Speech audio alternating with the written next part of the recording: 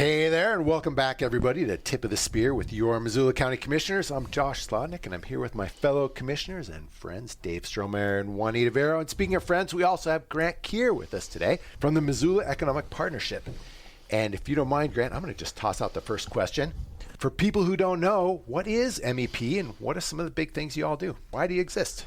Well, let me first just thank you, the commissioners, for having us here today, and happy to explain a little bit about our background and our mission. Missoula Economic Partnership is focused on expanding prosperity while improving our quality of life in Missoula County. Right. And the background is that we were formed in about 2010 as a response to the Great Recession, focused primarily in the early days of how we created higher paying jobs. We had this phenomenon that all of us are very familiar with in Missoula, which is that we had a very highly qualified workforce and underemployed workforce. And when the Great Recession hit, we had even more people out of work. And so the focus was really a partnership where the city, the county, and the private sector came together and said, we got to get more organized about how we create higher paying jobs in our community. I was just thinking, expanding on prosperity and 13 years ago, what are the economic trends you're seeing now?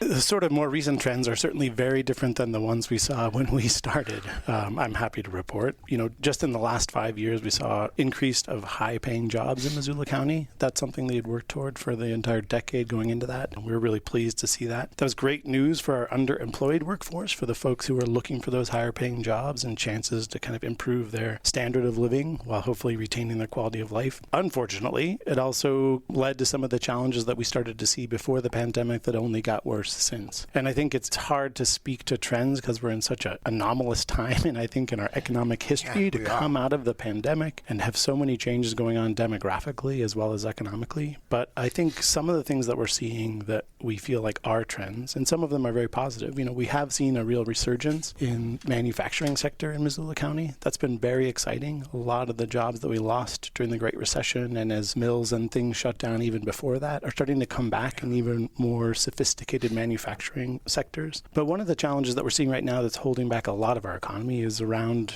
workforce availability. And what we didn't have a problem with in 2010 when we started was available workforce. Whereas today what we hear from employers across all sectors and at all pay levels is that they're struggling to find people to fill positions that they have open.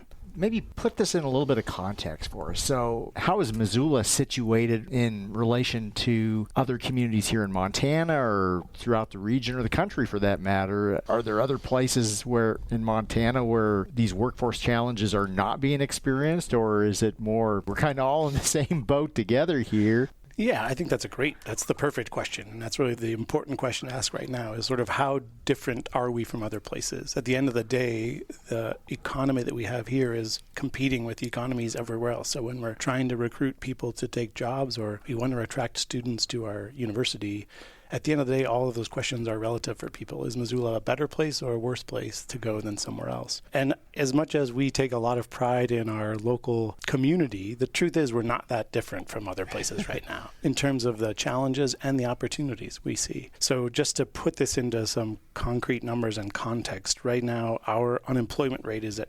2.1%, at least as of the most recent numbers and data that we have.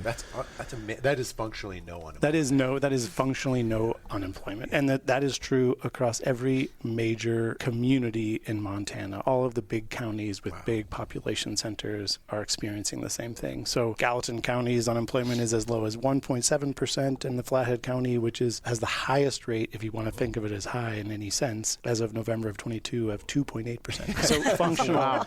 No unemployment. So zero, functionally no unemployment across the entire state in terms of major communities that have large population centers. Wow. And then, I think it's also important to realize that we're also facing the same housing issues across the state. And I think that's a huge opportunity for us because I think we're seeing opportunities for consensus during this legislative session that we haven't seen in a long time. And things like housing, we hope, can be sort of approached in nonpartisan ways because they certainly are not inherently partisan issues. I remember a time way back when, during Reagan's America, and the end of Jimmy Carter, when inflation numbers were super high and unemployment numbers were pretty high. And there's been a bit of those fears of inflation recently. We've had what's felt like terrible inflation given where we were 2-3 years ago.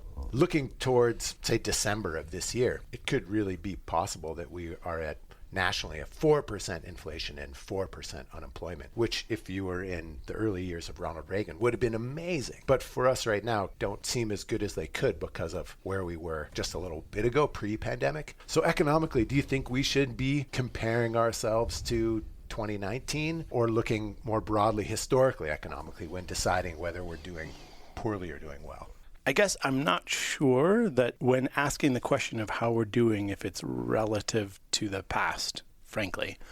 I think what's important is, do people feel like they're doing well today? As I mentioned earlier, these are unprecedented times. So, we are told every day by various economists we're in a recession, we will be in a recession, we may never see a recession, depending on who you ask and which day it is and what data they're looking at. I am not an economist, but I try very hard to read a lot of what economists are saying and talk to a lot of them to understand kind of where we stand. And I think everyone will admit that we're in really uncharted territory right now. And so I make the case that there's never been a more important time to have something like the Missoula Economic Partnership. Fundamentally, what we're about is creating a bridge between the public and private sector to really understand issues that are facing our community as fast as possible so that we can create a collective response to whatever extent we're able to respond. And I think right now, one of the things we're hearing is that most businesses feel like they are seeing this slowdown that we hear about nationally, but some of them feel like this slowdown is right now happening at a pace that could lead to that soft landing that we had talked about, at least at the local level, and feeling strong signs, certainly of longer-term health in their companies, in the demand for their projects and services, and frankly, even from people who want to invest in our community in the form of building more housing or building more places for businesses to grow. I still feel and hear that we have a very bright future here, and we're a place that people want to continue to invest.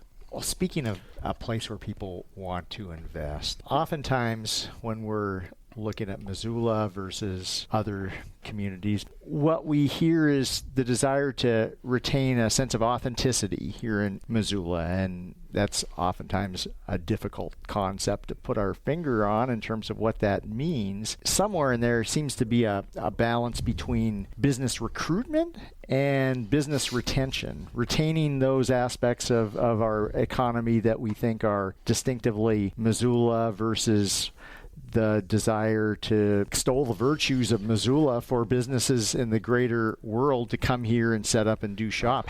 Can I do a paraphrase of this that's stuck in my head? Yeah, since that was such a long, convoluted... Can we save our skin without selling our soul? Oh, that is much more elegant. That sounds like So a bumper pithy. sticker.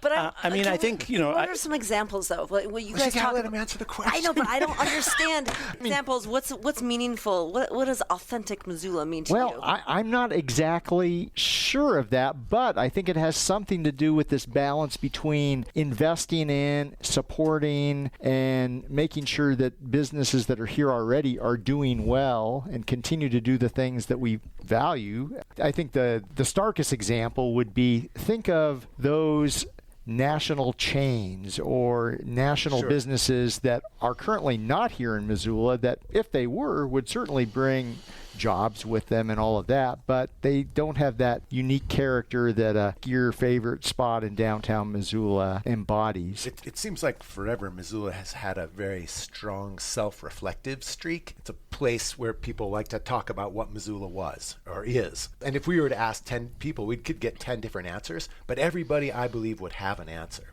People have a sense of what they think Missoula really is. So if I go back, how do we maintain that and make sure that we do grow accordingly? Commissioner Strohmeyer, you got to the heart of, I think, the question that everybody wrestled with when we were establishing our comprehensive economic development strategy. We looked at where we're going as a community and how we want to shape our economy going forward. And everyone wrestled with this question. And I think, frankly, this question is somewhat embedded in our mission. There's a reason that we are not just about expanding prosperity, but also about improving quality of life. Because I think so often those two things might be in tension as well as complementary, right? And so finding that balance is, I think, what everybody is looking for in this place that everyone loves, and that's why they're here. And I think you're right, Josh, when we asked hundreds of people what it is they loved about this place, and some of them start with the arts and the creative businesses that we have in the community, some with the outdoors and the quiet places to get away, some with the rivers, some with trails.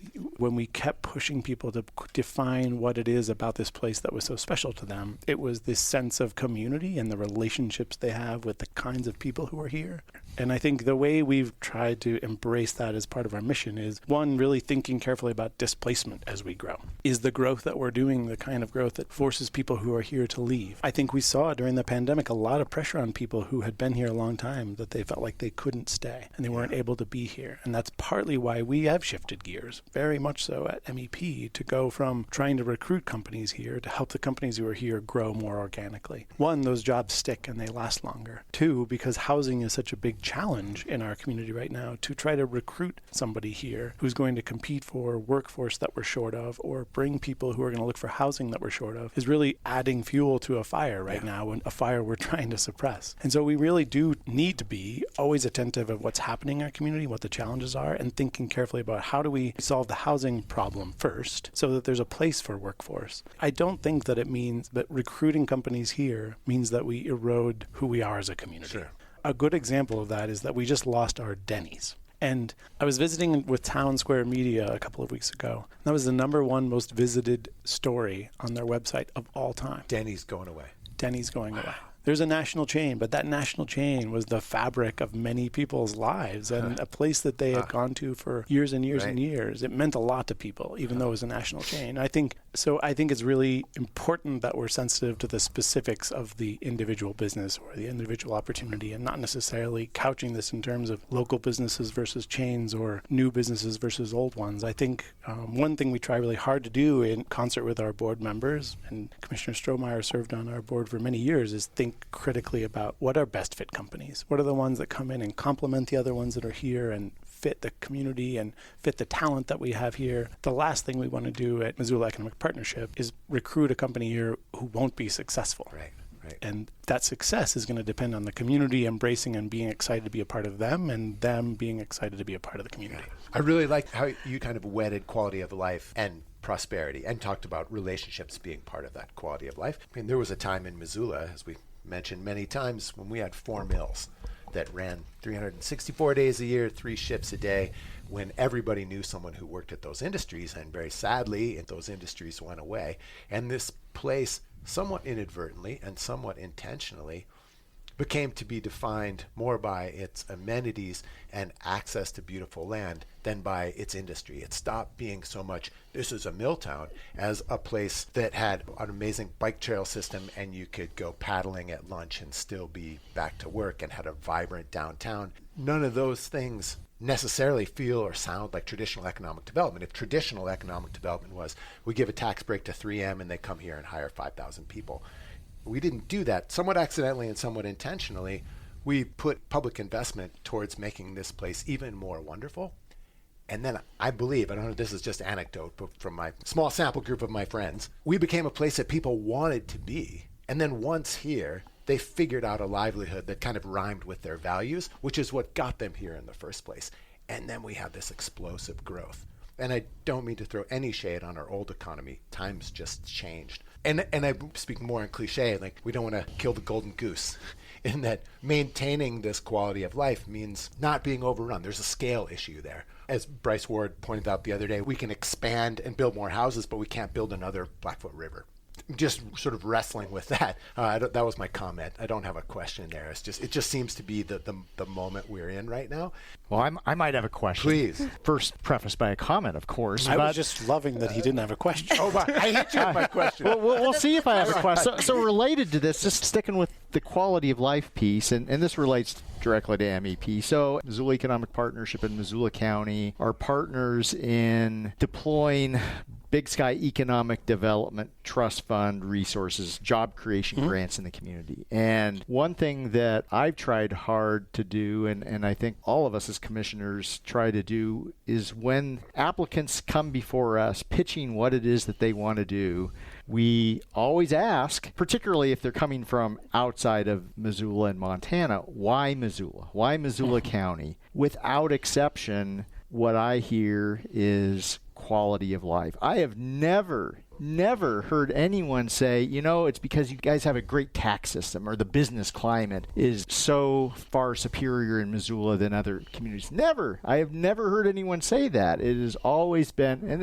they might be thinking in the background as far as a factor, but it is the first thing they always say is the quality of life in Missoula is what has attracted me. Does that resonate with you, or do you hear something different, Grant? There's my question. There you go. Good. There is a little bit of filtering going on there, I think, right? I don't think we have the world's best tax system for businesses. And so therefore, if a business is exclusively interested in locating itself for tax purposes, it's not likely to look here. So that's some of it. But there's no question that the people we do recruit here want to be here because of our quality of life. They believe that our quality of life in Missoula, relative to our cost of living, gives them a competitive advantage so that the people they hire will want to continue to work with them and for them and be a part of what they're building. And for some of them, it's because they themselves want that as the key leader of the decision or the CEO of the company. They want a better life. They want a higher quality of life, so they move the company with them, or they know that that will be a key recruiting advantage as they try to build their workforce. There's no question that if we degrade our quality of life, we are degrading that competitive advantage. I will say, however, that looking at that through the lens of somebody who is looking at Missoula from someplace else is very different than looking at it through the lens of somebody who is in Missoula and knows what Missoula used to be like. Yeah. And so when somebody is looking from Arizona, who now has no water, there's a long way that we could go to reduce what many of us have appreciated for our quality of life here over many years and still have a high competitive advantage, which is not to say I'm advocating we diminish our quality of life. Sure. I just think it's important to realize there's a relative perspective to that is important to realize when you're thinking about somebody's motivation. Oh, and I'm not one to comment, so I have a question. Tell us more about the Big Sky Trust Fund, and let's celebrate it. Yeah, the Big Sky Trust Fund is actually an incredible, I believe it was a bipartisan effort when it was formed. A lot of foresight went into creating this program. And essentially what a group of legislators did is they said, we know that a large part of our economy is based on exporting power. And essentially what we're doing is we're mining coal, converting it into energy, and we're exporting energy, and we're bringing money back to Montana. And all of them knew that coal was a finite resource, and eventually we were going to run out. So the idea was, how do we start to invest some of our taxes that we recover from coal severance and turn it into more sustainable, a more diverse economy that continues to bring money in from outside of Montana. So they created this fund that allows for basically two ways to approach the fund. One is a planning grant, and the other is job creation grants. And these grants that help you either build your workforce or potentially plan a facility, for example, are provided to companies who are going to create more jobs from which the income will be generated primarily out of state. And so we are trying to replicate the kinds of jobs that we have based on our power industry and exporting power to the coast into more modern jobs that are no longer dependent on a finite resource. And it's been wildly successful. Just Missoula alone, I mean, we lead the state in the number of grants we've secured, and I think that is fundamentally because, in part, you guys have made an investment in the program. You guys have made a commitment to fund a staff person who is out knocking on doors, talking to companies to say, do you have the potential to grow? We want to help you. And because of that, we've, over the last 5 years, invested, I think, over $3.5 million. These numbers might be plus or minus 10%, but $3.5 million. I think we've created 522 jobs in this community over that time, using those funds to support job growth. And that now creates, on an annual basis, $26 million in payroll in Missoula County, which is incredible asset to our community. And it's really helped a lot of our local companies grow. And so beyond just those numbers, it helps ATG show a company like Cognizant that this is a place worth investing in a world-class facility. So during the pandemic, Cognizant, which acquired ATG, built one facility in the entire world, and it was here in Missoula. And it was because they believed in the ability for this facility to build and attract workforce so that they could serve the company's needs all over the country by sending people who are trained and working here to their customers all over the country and the world. It's a wonderful success story for Missoula and all of Montana, because now, to your credit, the other thing you guys did that no other county, to my knowledge, has done is you allowed a company to set up its headquarters here and put some of those jobs in other counties. You're absorbing that risk, but we've all agreed that it's really important to allow companies to build a headquarters in Missoula. And so ATG has done that. And so some of those employees are in eastern Montana or in the Bitterroot or other places, but they're helping this company grow here in Missoula County. Can you mention some more companies to help listeners? I mean, so that's a great job creation success. Another one that we're really excited about is a recent success in manufacturing. And so I'll talk about the planning grants, right? So we helped a company called Paradise Dental get a planning grant. That planning grant helped them plant a new facility out at the Y. That company, I think they distribute dental instruments to something like 66 countries around the world. And they're manufacturing by hand out at the Y.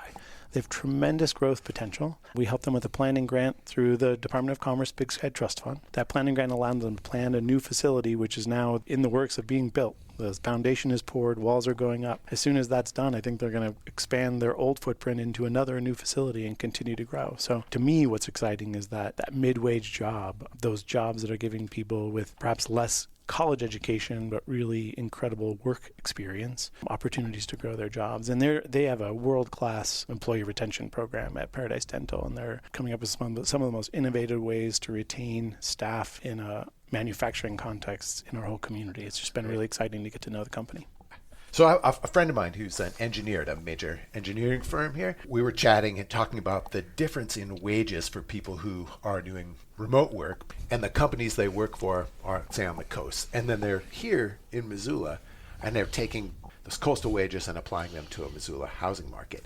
And he said this thing, it really stuck with me. He's like, it's that way right now, but it won't be long when for these professions that are very much portable, you can do them remotely, we're not too far away from one wage.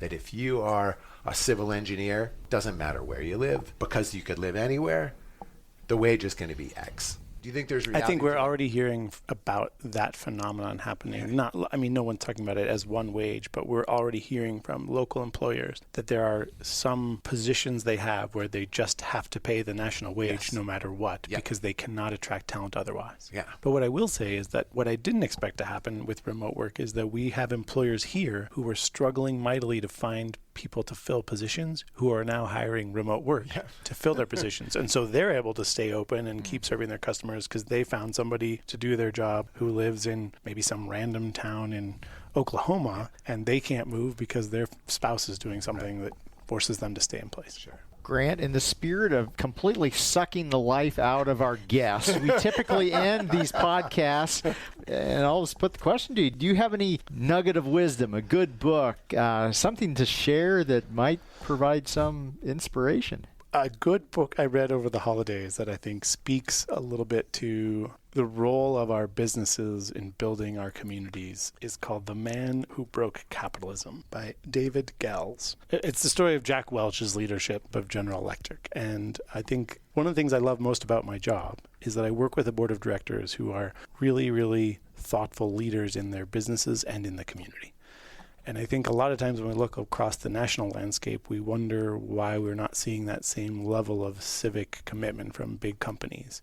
And this tells a little bit of the story about why that might have happened. And I found it a very interesting read and something I've been thinking a lot about as I think about how to engage leaders in our business community into the important work of building a better Missoula County. Okay. Thanks a lot, Grant. Thanks, Grant. Thanks so much, Grant. Thanks for coming over. Yep. Thank you.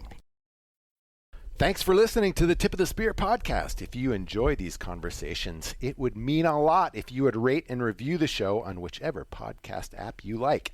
And if you know a friend who would like to keep up with what's happening in local government, be sure to recommend this podcast to them. The Tip of the Spear podcast is made possible with support from MCAT, better known as Missoula Community Access Television, and our staff in the Missoula County Communications Division. If you have a question or topic you'd like us to address on a future episode, email it to communications@missoulacounty.us. And to find other ways to stay up to date with what's happening at Missoula County, go to missoula.co/county updates. And thanks for listening.